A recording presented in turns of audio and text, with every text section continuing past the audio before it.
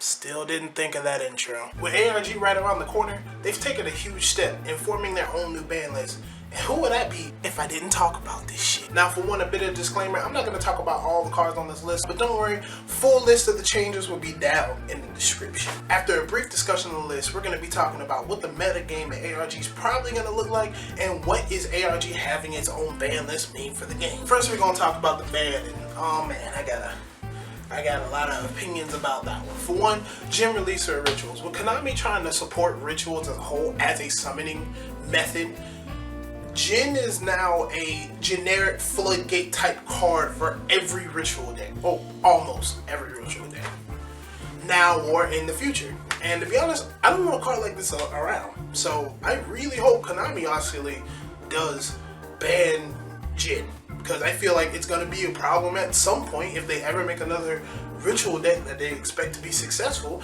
Djinn might be a problem. Now to talk about Trish, and oh man. For one, what Trish is for the Nekroz is their power play. A power play for a deck, aka boss monster. It's not fair for that card to be banned. It's really not. When I have an effect wailer in my hand, when I have a Fiendish Chain face down, if I have a breakthrough face down, I'm usually not gunning for the Unicore. I'm not usually gunning for the Valkyries. Well, duh. But I'm gunning for the Trish. That's the card that I need to stop. And with that card gone, I don't really see Nekroz being as effective as it is. I never felt like banning a boss monster is the correct way to go about hurting a deck. Unless that boss monster is generic that every deck can use. How much for limiting Unicore, limiting Shuri? Cards that bring out the bad card. Banning Trish is like banning Contra, which they didn't do. Banning Dante, which they didn't do. Banning Trevere, which they didn't do. So it's not really fair to ban Trish. Why ban Trish if you can ban the enablers of Trish? Or limit the enablers of Trish, so making Trish is something harder to do. I just think it's silly. Next card is going to be Magical Library. Do I really need to explain this? Like, is that, do you think I should? I don't think I should, so I'm not going to. Rounding up the band monster quartet, we're going to be talking about Lavalval Chain, and man, if it wasn't a witch hunt for this card. This card has been on the front of YouTube videos ever since some random dude said, you know what, ban Lavalval Chain. And you know what, the next dude was like, you know what, yeah, let's ban Lavalval Chain. And then the one after that, and you know what, man, yeah, Lavalval Chain, all he does is help out generic jank combos, like Djinn, and Vanity, and Djinn, ban it. And you know guys, that's how a mob starts. So I guess that really wraps up my opinion on the Lavalval Chain. Do I think it needs to be banned? Absolutely not. Especially if Djinn's banned. I think, again, that's just silly. So do you really think a banned Djinn and a blue-blooded Oni is enough to ban a perfectly good and helpful card to many decks? I don't think so. The only spell and trap card that I'm going to be talking about that was banned is Vanity's Emptiness. There's two types of people in this world. One that feels Vanity's Emptiness should be at 1, and those who feel like Vanity's Emptiness should be at none. The funny thing about me, I don't give a fuck where Vanity's Emptiness goes. There's always going to be another floodgate to take its place. So as far as floodgates go that don't allow you to special summon, Vanity's Emptiness is a pretty tame one. So if they want to ban it, fine. I really don't give a fuck. Alright, let's go ahead and move over to that limited section. First things first, Seer. Wow, guys. You actually hit something other than Dante. For some reason, I didn't even think that was possible. Moving on. We got back our general. But what a price to pay. Stratos. Elemental Hero Stratos is at 1. And as a hero player, I'm not excited, because they decided it'll also be a good idea to limit the main card we search for, thus making the elemental variant of elemental hero variant decks almost irrelevant. It's almost like heroes can't have good things. That every good thing heroes get, everything has to have something better, or heroes are going to destroy the game. We can't have our one search card without taking half our engine and cutting it in half. So now, what hero players are going to do, we're going to do the same thing that we've always done, which is adapt. Now that we have a Stratos, guess what you're going to be saying? you're going to be seeing the Dark Hero decks. Dark Hero decks have now doubled in power, while the other variant of heroes, the elemental part of elemental heroes, has now gotten dramatically weaker. I would be a fool to run a Bubbleman variant deck there. I would probably be running some jank Diamond Dude craziness where I can bring out Dark Law a whole lot easier. But for me, that's a whole lot less fun, and I really just don't like dark decks.